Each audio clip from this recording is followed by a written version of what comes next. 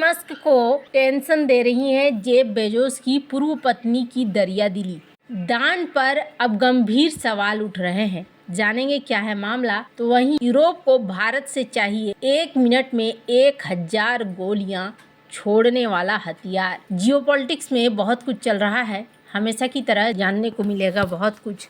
आइए जानते हैं इन खबरों को विस्तार से। टेस्ला प्रमुख एलन मस्क ने मैकेंजी स्कॉट के दान पर सवाल उठाए हैं। मैकेंजी अमेजन के संस्थापक जेफ बेजोस की पूर्व पत्नी है। मस्क ने सोशल मीडिया पर एक पोस्ट पर अपनी राय दी। इस पोस्ट में स्कॉट के दान पर सवाल उठाए। दावा किया गया कि स्कॉट जरूरी वैश्विक मुद्दों पर ध्यान नहीं दे रही हैं। उनके दान से विवादित विचारधाराओं को बढ़ावा मिल रहा है। पोस्ट में स्कॉट के ट्रस्ट बेस्ड फिलेंथ्रोपी पर भी सवाल उठाया गया। इसके तहत वो 2500 से ज्यादा एनजीओ को बिना किसी शर्त के दान देती है। मस्क ने स्कॉट के दान पर चिंता जताई। उन्होंने एक सोशल मीडिया पोस्ट पर यह बात कही। पोस्ट में आरोप लगाया गया कि स्कॉट का ध्यान नस्लीय समानता, प्रवासी अधिकारों और LGBTQ जैसे मुद्दों पर ज्यादा है। इससे एनजीओ या नॉन प्रॉफिट कॉम्प्लेक्स को फायदा होता है। महंगी डिग्रियों वाले लोग यहाँ नौकरी पा जाते हैं। पोस्ट में कहा गया कि स्कॉट ने 5 सालों में $16 अरब का दान किया है। अमेजन के शेयर बढ़ने से उनकी संपत्ति $36 अरब हो गई है। जेफ बेजोस की पूर्व पत्नी मैकेंजी स्कॉट हाल के सालों में बड़ी दानवीर बनकर उभरी हैं। अपनी यील्ड गिविंग पहल के जरिए उन्होंने 2019 से अब तक $19 अरब से ज्यादा दान दिए हैं। अफ्रीका में लड़कियों की शिक्षा से लेकर अमेरिका में किफायती आवास तक कई कार्यों में उन्होंने दान दिया है। स्कॉट नए तरीके से दान देती है। वह संस्थाओं को बड़ी रकम बिना किसी शर्त के देती है। इससे संस्थाएं अपनी जरूरत के हिसाब से पैसे खर्च कर सकती हैं। साल 2024 में स्कॉट ने कई संस्थाओं को दोबारा दान दिया। ये उनके एक बार दान वाले तरीके से अलग है। उदाहरण के लिए कैम्पफेड को इस साल तीसरी बार दान मिला। यह संस्था अफ्रीका में लड़कियों की शिक्षा पर काम करती है। एंटरप्राइज कम्युनिटी पार्टनर्स को भी अतिरिक्त $6.5 करोड़ मिले। उन्हें 2020 में $5 करोड़ मिल चुके थे। इस साल स्कॉट ने दान देने का तरीका भी बदला है। पहली बार उन्होंने खुले आवेदन की प्रक्रिया शुरू की है। 6000 से ज्यादा एनजीओज ने आवेदन किए हैं। स्कॉट ने 360 से ज्यादा संस्थाओं को $64 करोड़ देने का वादा किया है। ये उनके शुरुआती वादे से कहीं ज्यादा है। दान पाने वाली संस्थाओं ने स्कॉट के बिना शर्त दान की तारीफ की है। उनका कहना है कि इससे सिर्फ उनकी संस्थाओं को ही नहीं बल्कि पूरे क्षेत्र को फायदा होगा।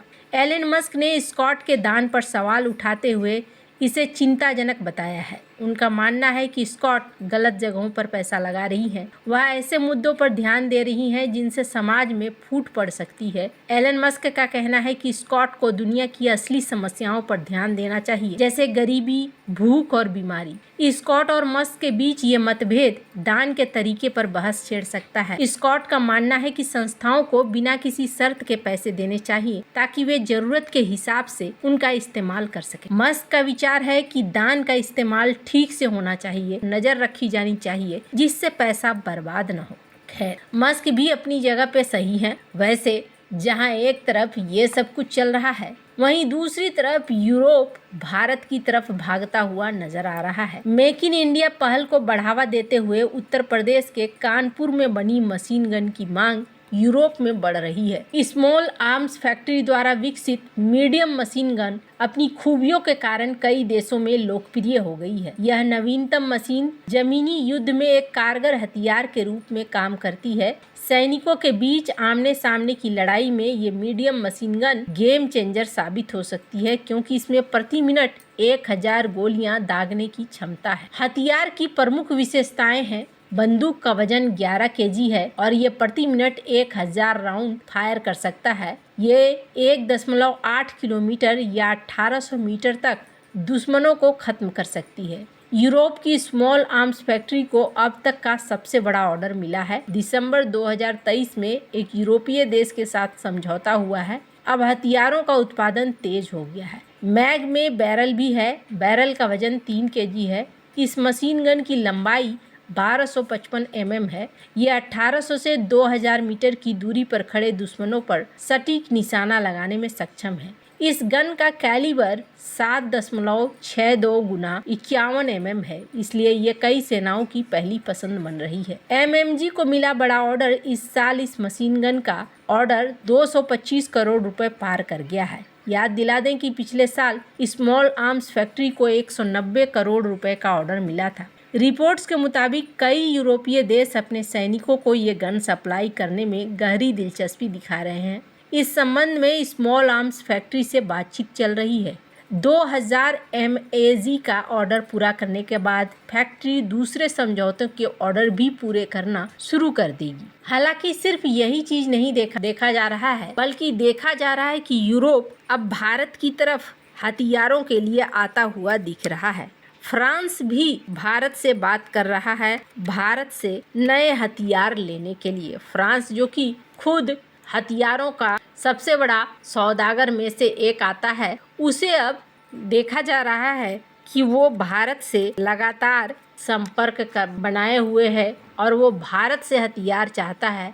और ये खबर बन गई थी जिसमें लोग ये भी देख रहे थे कि अचानक से फ्रांस को क्या हो गया, फ्रांस भारत की तरफ क्यों मुड़ रहा है, और वो भी हथियारों के लिए। और देखने को मिला कि फ्रांस ने रुचि दिखाई थी भारत के पिनाका के ऊपर। कभी हथियारों के लिए विदेश पर निर्भर रहने वाला भारत अब हथियारों के सबसे बड़े निर्यातकों में से एक फ्रांस को पिनाका रॉकेट सिस्टम बेचने वाला है, ये बात भी कही गई। फ्रांस पिनाका रॉकेट सिस्टम खरीदने के लिए लालायित है। आत्मनिर्भर भारत अभियान या फिर रक्षा क्षेत्र में मेक इन इंडिया की सफलता का इससे बेहतर उदाहरण शायद ही कहीं मिले। DRDO ने जिसे बनाया है और पिनाका रॉकेट सिस्टम का नाम भगवान शिव के धनुष के नाम पर रखा गया है। भारत रक्षा क्षेत्र में तेजी से आत्मनिर्भर हो रहा है। भारत जिन देशों से पहले हथियार या रक्षा उपकरण खरीदता था, अब वे देश भारत से रक्षा उपकरण खरीदने को आतुर दिख रहे हैं। इससे पहले भारत फिलीपींस को ब्रह्मोस सुपरसोनिक क्रूज मिसाइलों का निर्यात कर चुका है। ब्रह्मोस का विकास भारत और रूस दोनों ने मिलकर ही किया है।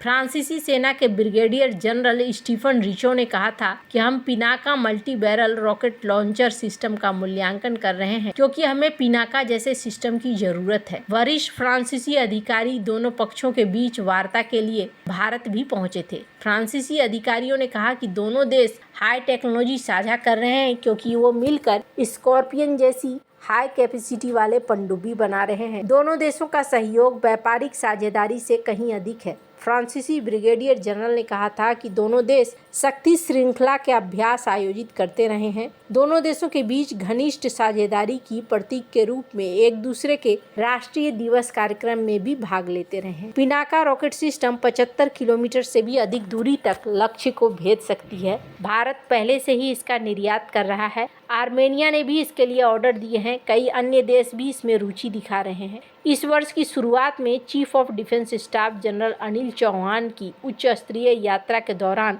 फ्रांसीसी पक्ष के साथ इस रॉकेट सिस्टम पर चर्चा हुई थी। पिनाका का विकास DRDO ने solar industry, Lawrence and turbo, Tata जैसी कंपनियों और ऑर्डिनेंस फैक्ट्री बोर्ड के साथ मिलकर किया है।